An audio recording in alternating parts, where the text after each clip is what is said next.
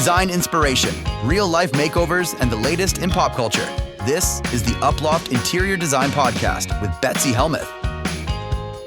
The day after September 21st, the day after the end of summer, I immediately put up my Halloween decorations. My husband said, "Isn't it a little early?" The answer is absolutely not.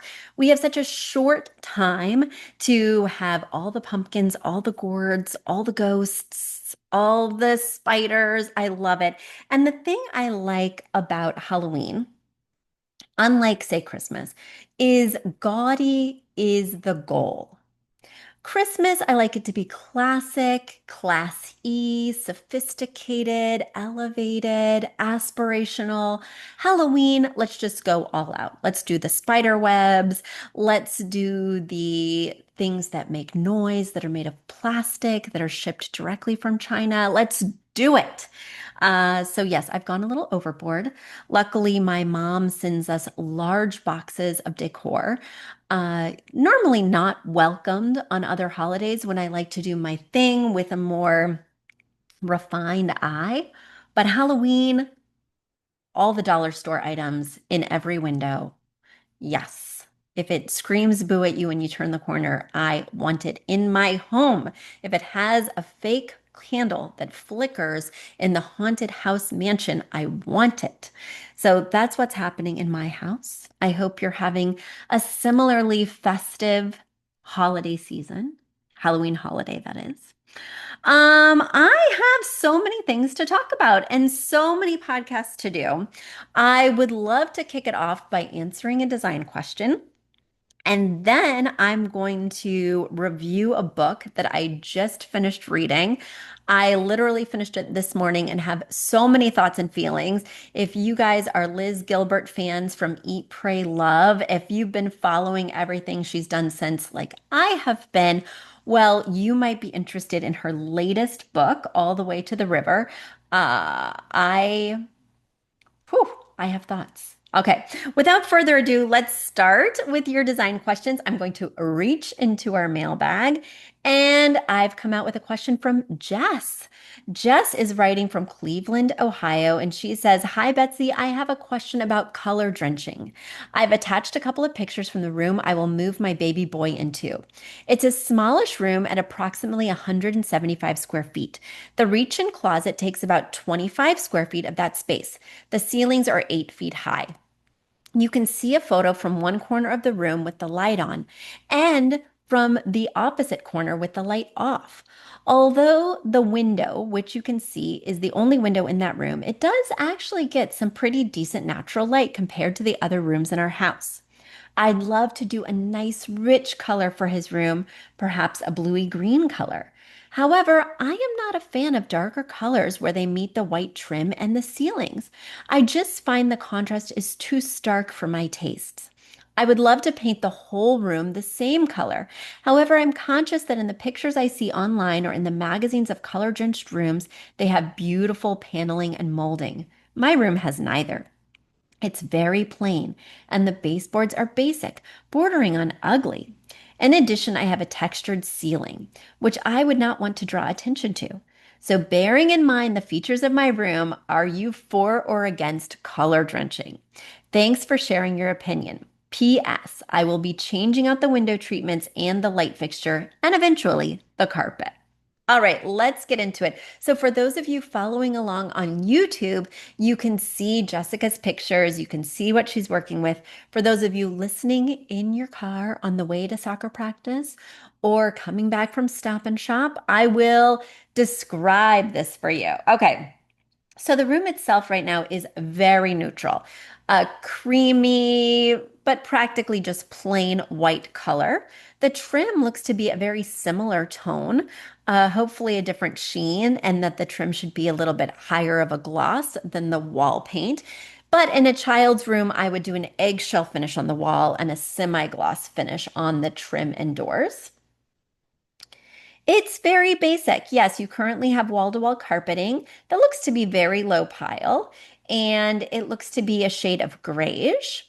You have one small window that's adjacent to the closet, and then the ceiling texture for me is troubling. Now, we are all familiar with popcorn ceilings, but this is a floral patterned textured ceiling. So the contractor who was working on this space was feeling creative, was wanting to make a bold choice, and these look like peonies that have really um, populated in a significant way. Or if we're thinking of the season, mums, these are 6 to 8 inches in diameter, and they are everywhere on this ceiling. And not only does that not scream baby boy room to me, it also is just problematic for me in terms of a treatment. I feel like the green eggs and ham book here. I would not like these anywhere. I would not like these in a chair. I do not like this flower ceiling. I will not eat it with fresh bacon or whatever. I do not like this. And you can have the ceilings retextured. You can have them smoothed and skim coated, which I would recommend here if you own. If you're renting, we might just want to forget about it. Now, I have a few questions for you that are not answered here. How old is this baby boy? Because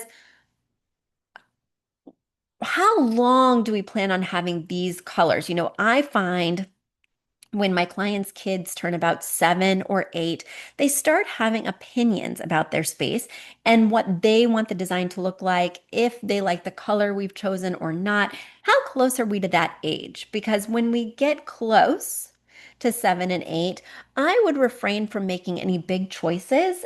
Paint color is not particularly expensive in terms of that investment, but it's the time and energy, and if you're outsourcing it, the cost of getting the room actually painted. So, something to think about. That being said, I like color drenching for a more sophisticated space. And by sophisticated, I'm not talking about the architecture here. I'm talking about like a more adult space. If we think about color drenching this boy's room or any kid's room, I love it until we start incorporating their toys, their books, their clothes, the natural things that kids are going to keep in their room that are always multicolored, always vibrant, always adding splashes of color. In the past, my clients have said, Betsy, I want an all gray baby room, or I want an all white nursery. And the problem is, all these toys, all these books, all these plushies are going to stick out like sore thumbs against your one tone background. And that's a little bit what I'm worried about with the color drenching, though I'm less worried because at least color drenching involves a color, typically a Roy G. Biv color. But that's why I like to keep it exclusively in like a formal living room or a dining room, because we can control all the variables in those spaces. It's not like we're going to be bringing in a ton of games, toys, books, stuffed animals that are then going to break our color palette and force us to deviate from this very specific design vision, very limiting design vision. And I do think color drenching is a trend. I don't think that people are going to love having navy walls, navy trim, and a navy ceiling with navy drapes and a navy upholstered chair. I don't think that that's going to have a lot of longevity, which maybe works in your favor because your child will want to change up the design in a few short years. But it's something to think about. This is definitely of the moment, and I don't see it becoming something that's timeless. All right. I love a teal. I love that bluish green you were talking about. I think it's very in. I think there's ways to do a saturated bluish teal that don't feel overly mature or even overly dark. For instance, a few years ago, Benjamin Moore's color of the year was Aegean teal. I have it in my bedroom. I love it. And I've since painted several other spaces for clients in that tone, and it is just a winner every time. It has kind of this gray undertone, which keeps it sophisticated, keeps it from looking too playful and over the top, but it certainly reads teal, which is so nice. Now, the other problem is there's not a lot of teal in terms of baby stuff. Typically, that sticks in more of a primary range or a pastel range, but still, I mean, I really think you should do what you love when making this bold choice. Um, I know what you mean as I'm looking through these pictures. Your moldings are just the 3-inch baseboards that look like they came from Home Depot, nothing special. Typically, when you do a color drenched space, the architecture does have a lot of presence. And when you don't have really awesome architectural features, I feel like it just would look a little cheap. I would tend to keep the trim a neutral. Now, that being said, you could go for like a moody gray, right, for the trim. You could go for a color that's darker than the Aegean teal. That would be pretty fun. Just do like 2 or 3 shades darker. And with this ceiling, I recommend something I never recommend. I want those flowers to go away. And I think they will go away if you paint the ceiling dark. So I would paint the ceiling the same color as the walls, that dark tone, whether it's the teal or navy or whatever other color you choose. I think it will help those flowers to be more camouflaged in the dark colorway. And then I would keep the trim that different tone, whether you do it darker than the wall color or a version of gray or grayish. Maybe even like slightly lighter or slightly darker than this carpeting color. I think that could be a really fun way to play with the color drenching without making it all one hue. Jessica, you're going to have to let us know what you do. I am desperate to find out, but I love that you're going bold.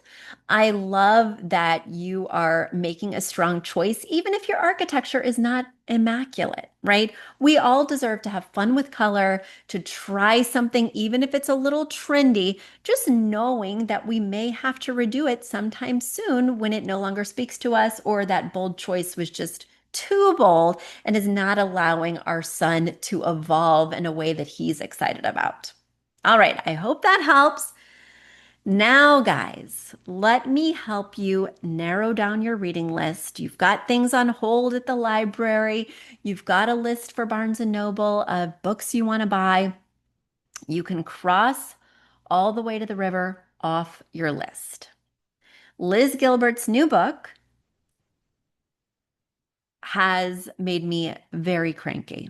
Now, I like Liz Gilbert. I loved Eat, Pray, Love. And she has a lot of friends like Martha Beck, Glennon Doyle. She, of course, was on Oprah. I have been following her for a long time. I read Big Magic. I read her book Committed about marriage.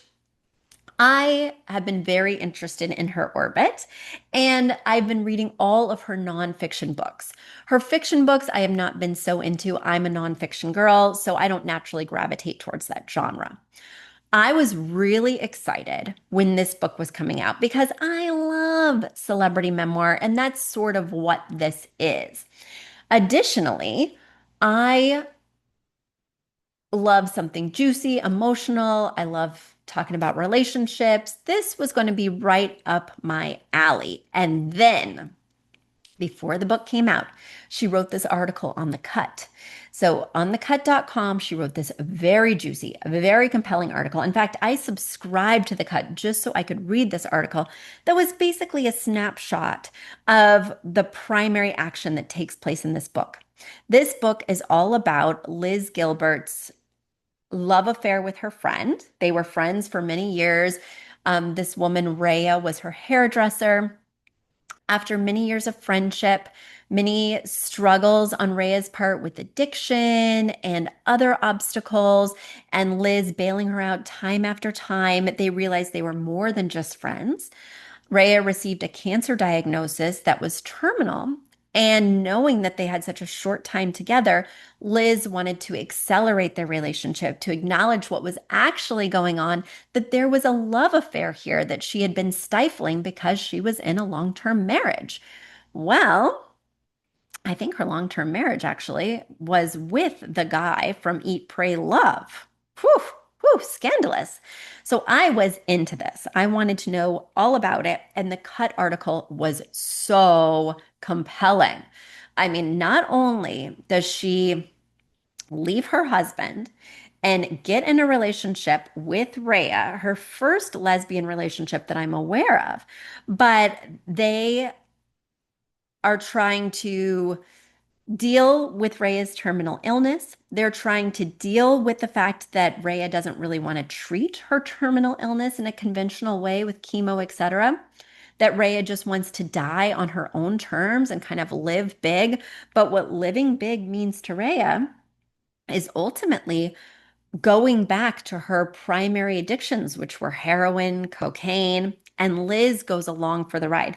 Not only does she facilitate this by buying those drugs in the illegal market for her partner, also registering as a user herself so she can get access to free needles and things like this for her partner, but then spiraling into her own addiction with her partner and using these substances.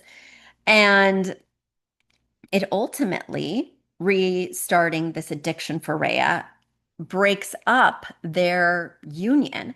And Liz reaches a point where she either has to kill her partner, which she seriously contemplates doing, or leave the relationship, which she ultimately does.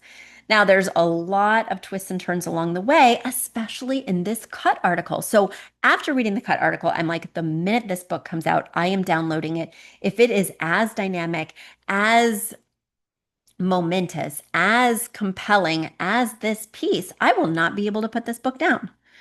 Boy, was I wrong. Now, I literally thought that the cut piece was an excerpt from the book. So I expected that we would get some kind of linear plot that I would be able to follow. And instead, this book read like opening Liz Gilbert's journal and just hearing all of her deepest, darkest confessions. It's all about Liz, which is something I've had a problem with from the start. Now, anybody who writes a memoir is going to come off as narcissistic because it's all coming from their point of view and it's all about their experience. But this one could not have felt more narcissistic as she's helping her partner die, but also building her own self-image, tearing her own self-image down, examining what that means for herself. I just felt like it was really journal forward. In fact, it's filled with poems that feel disjointed and strange. I don't think poetry is the best example of her writing, let's put it that way. It's filled with songs and reflections. It felt more like a philosophy book or even a guidebook of how to use Alcoholics Anonymous and Sex Addicts Anonymous and 12-step programs. It felt like it was trying to be a prescriptive journal entry, and there was no linear plot. The cut article was totally different than this. These were just like snippets and memories. It felt like a watercolor versus looking at a photograph. And I did not need the philosophizing.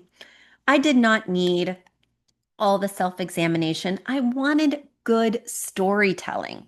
I wanted something that I could hook into and follow in a way that would have a before, during, after, climactic moment, anything I could recognize as a story, rather than just prescriptive ideas and poems strung together in somebody's journal. I was so disappointed. And the other thing I will note, oftentimes when I'm disappointed in a book, I felt the same exact way about Glennon Doyle's Untamed. I felt like, I've read your other books. They were so interesting and compelling. They had stories, they had forward motion, they had reveals, they had entertainment factor. And Untamed felt like a preachy sermon, as did Liz Gilbert's. It just felt like these are all the ways I went wrong. Now I've seen the light. There was so much talk of God and religion and philosophy that it just wasn't entertaining. And I'm okay with that stuff being woven in to a lesson that involved a story or some kind of anecdote. But when it's just strings and strings of self-important musings, ugh. Now, with Untamed, I did ultimately put it down for a while and came back to it and wound up finishing it and was still just as disappointed as when I opened it the first day. Same thing with Liz Gilbert, but I could not put it down. And by put it down, I mean I listened to the audiobook, and I love listening to the audiobook by engaging people like Liz Gilbert or Glennon Doyle because they themselves, they know how to read, they know how to present, they're speakers in their own right. They're very dynamic. I was really interested in finishing this book. I was really interested in hearing her read it. Whenever I found myself with a few minutes of spare time, I would put it on. It was not worth the journey. And I knew a third of the way through it wasn't going to get any better. I knew I wasn't going to get a plot or even a timeline or even any interesting details about like how do you explode your marriage? Like let's talk about that a little bit, especially because we've been so let in on all your relationship history with this specific man included. I just felt like the interesting plot points were not revealed. And we were just left with essentially Liz rambling to herself and her God about this experience. Do not recommend is what I'm like putting out there, but also I could not put it down. Oof. So those are some things to think about before you purchase this book. I'd love to hear what you think about All the Way to the River by Liz Gilbert. I'd love to hear about what you think about color drenching. So let me know. As always, you just head over to uploft.com/podcast. Once again, that's uploft.com/podcast. There you're going to see a form. Fill it out. Let me know what you're reading, what you're listening to, what trends you're excited about in interior design, and we will cover it on a future episode. All right, everyone. Until then, bye. A big thanks to our producer, Jeremy Young, and to Aton and the Embassy for our theme music. And shout out to our parent company, Uploft Interior Design, your trusted source for expert interior design. Visit uploft.com to explore our services and book a consultation with one of our talented designers.